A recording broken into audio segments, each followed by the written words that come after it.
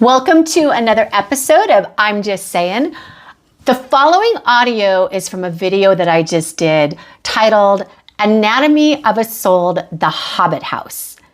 And it talks about what happens in the process of selling your house from listing to escrow to closing. It's full of information. I hope you enjoy it. And at the end, if you've got questions or comments, please let me know. I'm Robbyn Battles, and I hope you enjoy I'm Just Saying Anatomy of Sold, the Hobbit House. Let's talk about the anatomy of a sold and what exactly do I mean by that. So you all get them. You get the just sold postcard in the mail and it says, here's what it listed for, here's what it sold for, 3 bedrooms, 2 baths, etc. And I think to myself, how is that helping you as the consumer? So you see that this agent just sold a property, but what happened in order to get it sold? So here's what I want to start doing with you, if you will allow me to.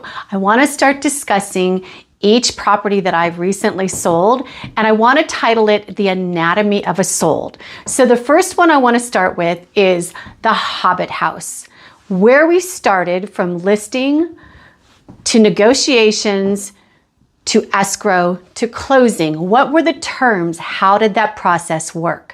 So let's start with the listing aspect. So this seller reached out to me. She'd been getting my information for years and she really felt comfortable and she trusted me. What brought her to me also was a piece that I did about selling your house off market. So what does that mean? You list your house, you have all the same terms as you do on an open market, but it doesn't go on MLS. So you're not going to see it on Zillow. You're not going to see it on Realtor.com. It's simply my listing to share with my client database and close agents that I know. But rules prevent me in an off-market listing from going to the general public and posting it all over Facebook and all of the things that we normally would do as agents. So that does put some restrictions on you. But selling off-market with an agent as myself that's been experienced for 35 years, my reach is really, really far. So we tried that approach, selling off-market. Here's the thing with this house. Super charming, located in Montrose, was under, what did we list that for? We listed that in the high 800 range. So it was really a good price point, tons of character, and the location in Montrose was outstanding.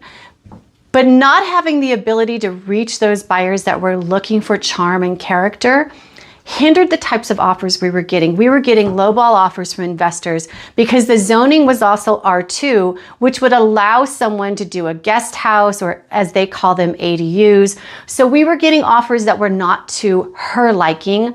And what the seller really wanted was a buyer that loved her house. And I know some of you are saying, who cares? As long as you're getting the money, what does it matter? But let me say this to you. It does absolutely matter. A lot of sellers, they're emotional about their house. They want someone to love their house as much as they do. That's not always the case.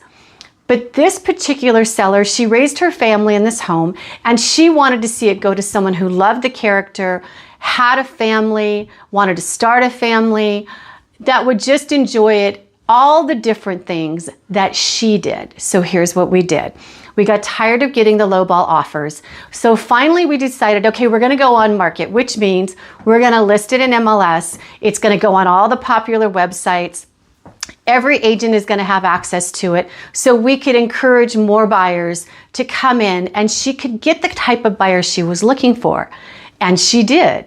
We did not do a sign, we did not do a lockbox, we did appointment only because she really valued her privacy.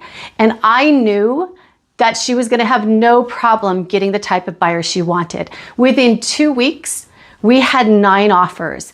Every single offer was over list price and had phenomenal terms. So the hardest part for this particular seller was us going one by one through these offers, evaluating not only the terms, but what were they, did she like them? It really mattered if she liked this buyer. And I know you might think, oh, that just sounds crazy. Why does she care who this buyer is? But I will say to you, The seller having a connection to their buyer in a lot of cases is very important.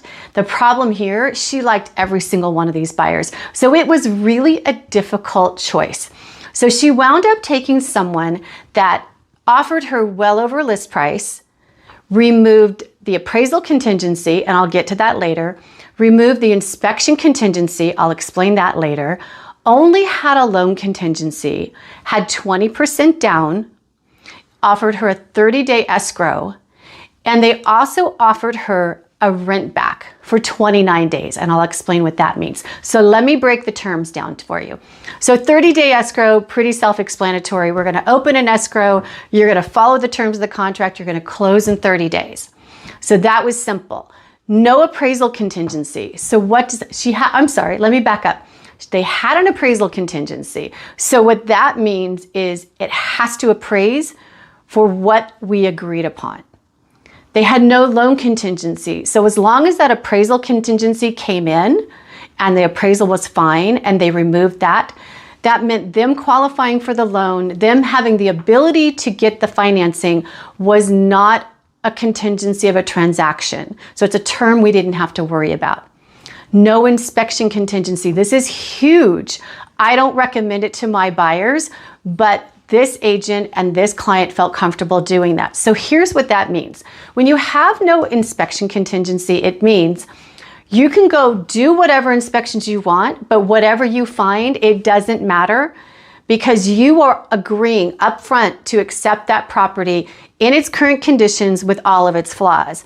But let me share something with you that I ask my sellers to do, and this seller did it. I asked them to do pre-inspections. So we did a home inspection, we did a foundation inspection. She had just upgraded the electrical panel and all the electrical in the house, so we're not worried about that.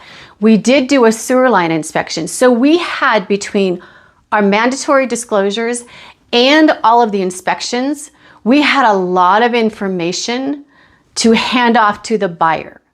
Now, we're not representing anything on those inspections. It's just the people that we hired or she hired and what they felt the condition of the house was.